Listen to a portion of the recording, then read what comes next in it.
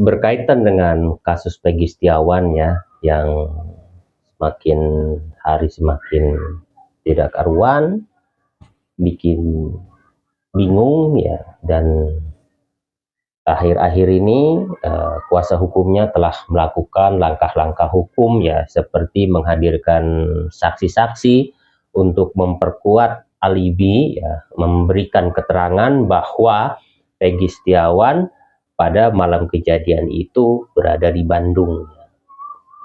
Dan pertanyaannya, apakah Peggy Setiawan bisa dibebaskan dengan 5 orang saksi yang dihadirkan ya? Jawabannya belum tentu, bahkan saya jawab tidak ya. Kenapa demikian ya?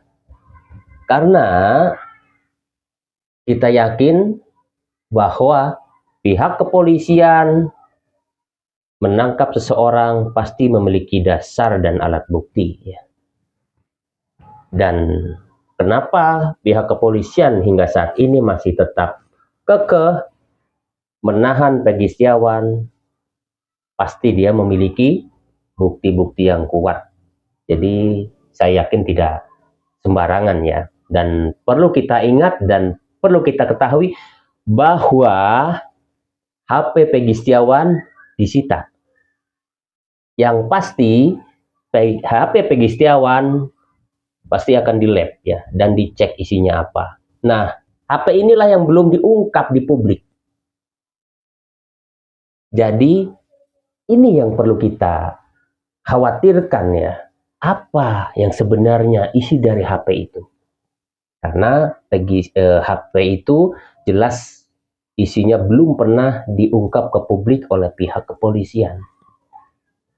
Jadi kita jangan menganggap sepele bahwa barang buktinya hanya ijazah dan keterangan saksi. Kita yakin polisi memiliki bukti lainnya seperti apa yang ada dalam isi HP itu, seperti itu. Nah, berkaitan dengan kuasa hukum Peggy Setiawan yang sekian banyaknya ya, saya pikir langkahnya apa ya, bukan dibilang kurang tepat ya, tapi lambat ya. Harusnya segera melakukan pra-peradilan yang selama ini digaung-gaungkan hingga saat ini belum terlihat ini, padahal ini langkah hukum yang tepat ya untuk menguji, untuk menilai apakah penangkapan Peggy Setiawan oleh penyidik itu sah atau tidak. Tapi hingga saat ini belum terlihat, belum terdengar kalau itu sudah didaftarkan ya. Hanya yang saya lihat pengacara-pengacara ini ramenya di medsos, lebih banyak membuat konten daripada membela Peggy Setiawan ya. Lebih banyak memberikan argumentasi segala macam di media sosial ya, ketimbang melakukan langkah hukum yang konkret. Itu pendapat saya ya. Nah, bagaimana dengan Egy yang tiba-tiba nongol dan memberikan klarifikasi ya? Memang kasus Pina ini banyak saksi-saksi dan orang-orang yang ajaib tiba-tiba nongol ya.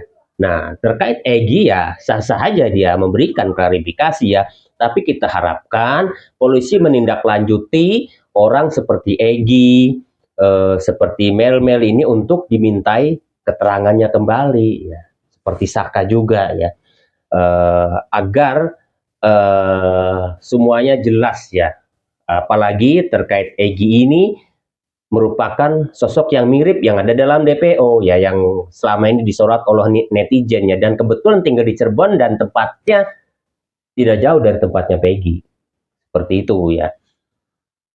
Nah, berkaitan dengan Saka Talal ya, yang konon mengklarifikasi ya bahwa dia melihat 3 DPO yang ditunjukkan oleh petugas ya, dan katanya Peggy itu bukan salah satu 3 dari DPO itu ya, dan selain itu juga Saka Talal juga telah memberikan bantahan bahwa dirinya juga tidak terlibat ya, dan dianggap salah tangkap juga ya, dan itu sah-sah aja ya. Namun apakah kesaksian ini eh, bisa dibenarkan ataukah dianggap kesaksian bohong ya. Jadi semua yang ada di media sosial yang memberikan klarifikasi, kata dan sebagainya, kita belum bisa menilai ini bohong ataupun benar ya.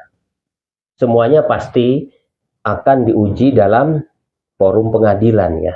Nah, di sana apabila polisi bisa menunjukkan bukti-bukti dan membenarkan bahwa Peggy Setiawan adalah pelakunya, artinya dengan sendirinya ya keterangan-keterangan seperti kata lain ini dianggap berbohong seperti itu ya. Dan tentunya apabila memberikan keterangan bohong atau hoax di media sosial, jelas akan mendapatkan sanksi hukum ya.